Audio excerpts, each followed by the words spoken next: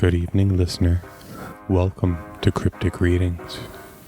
Today we'll be reading The Raven, which is probably the most famous work by Edgar Allan Poe. I figured this would be a good follow-up to Annabel Lee. Annabel Lee is my personal favorite, but I do have a soft spot in my heart for The Raven. It was originally published in 1845, only a few years before Edgar Allan Poe's untimely death, and made him very popular in his lifetime, although potentially not more financially sound. I hope you enjoy.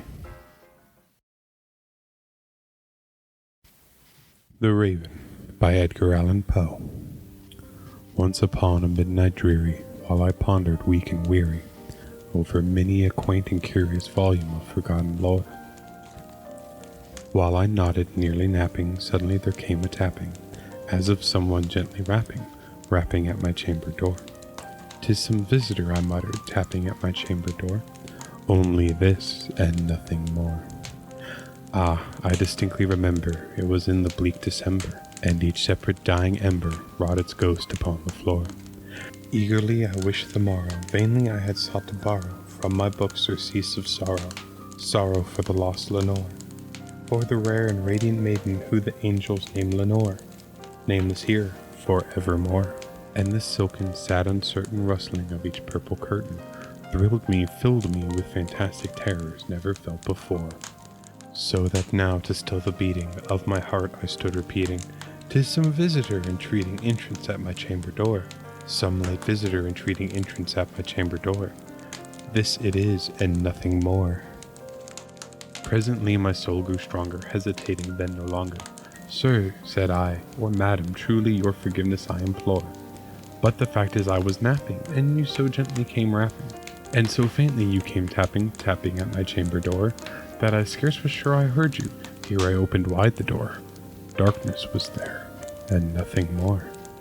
Deep into that darkness peering, long I stood there wondering, fearing, doubting, dreaming dreams no mortal ever dared to dream before. But the silence wasn't broken, and the darkness gave no token, and the only word there spoken was the whispered word, "Lenore?" This I whispered, and an echo murmured back the word, "Lenore." Merely this, and nothing more. Back into the chamber turning, all my soul within me burning, soon again I heard a tapping somewhat louder than before. "Surely," said I, "surely that is something at my window lattice. Let me see then what thereat is, and this mystery explore. Let my heart be still a moment, and this mystery explore. 'Tis the wind, and nothing more." Open here I flung the shutter, when with many flirt and flutter, in there stepped a stately raven of the saintly days of yore. Not the least obeisance made he, not a minute stopped or stayed he, but with mane of lord or lady perched above my chamber door. Perched upon a bust of Pallas just above my chamber door. Perched and sat, and nothing more. Then this ebony bird beguiling my sad fancy into smiling, by the grave and stern decorum of its countenance it wore.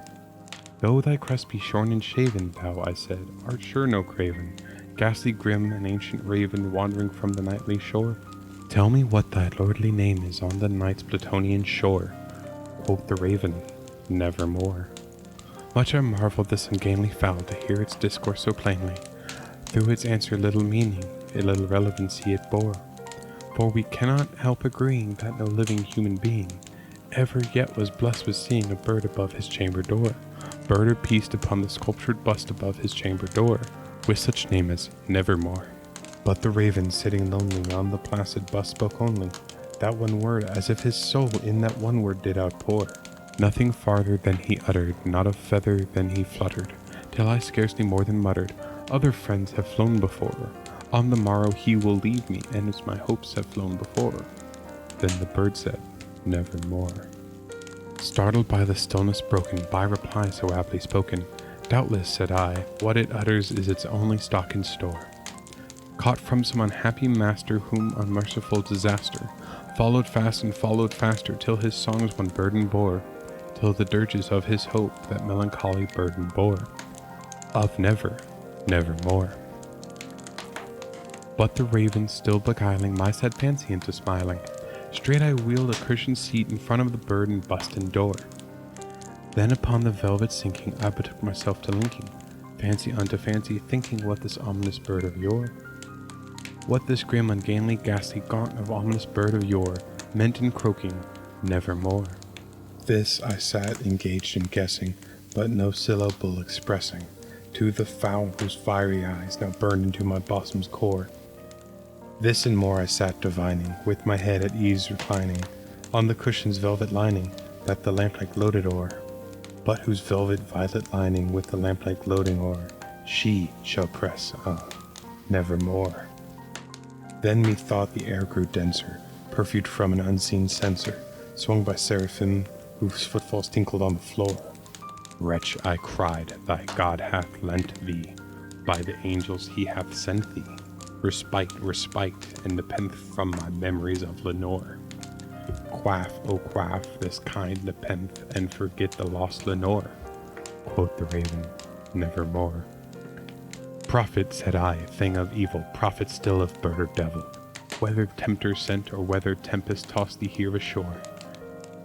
Desolate yet all undaunted, on this desert land enchanted, on this home of horror haunted, tell me truly, I implore. Is there balm in Gilead? Tell me, I implore. Quoth the raven, nevermore. Prophet, said I, thing of evil, prophet still of bird or devil, by that heaven that bends above us, by that God we both adore, tell the soul with sorrow laden, if within the distant Aidenn, it shall clasp a sainted maiden, whom the angels named Lenore. Clasp a rare and radiant maiden, whom the angels named Lenore. Quoth the raven, nevermore. Be that word our sign of parting, bird or fiend, I shrieked upstarting. Get thee back into the tempest and the night's Plutonian shore. Leave no black plume as a token of that lie thy soul hath spoken. Leave my loneliness unbroken, quit the bust above my door. Take thy beak from out my heart, and take thy form from my door. Quoth the raven, nevermore. And the raver, never flitting, still is sitting, on the pallid bus of Pallas just above my chamber door. And his eyes have all the seeming of a demon's that is dreaming, and the lamplight over him streaming through his shadows on the floor. And my soul from out that shadow that lies floating on the floor shall be lifted nevermore. Thank you for listening. In regards to next week, I'll begin to prep for a longer piece of prose. One cannot live on poetry forever. I will start recording the story The Legend of Sleepy Hollow by Washington Irving.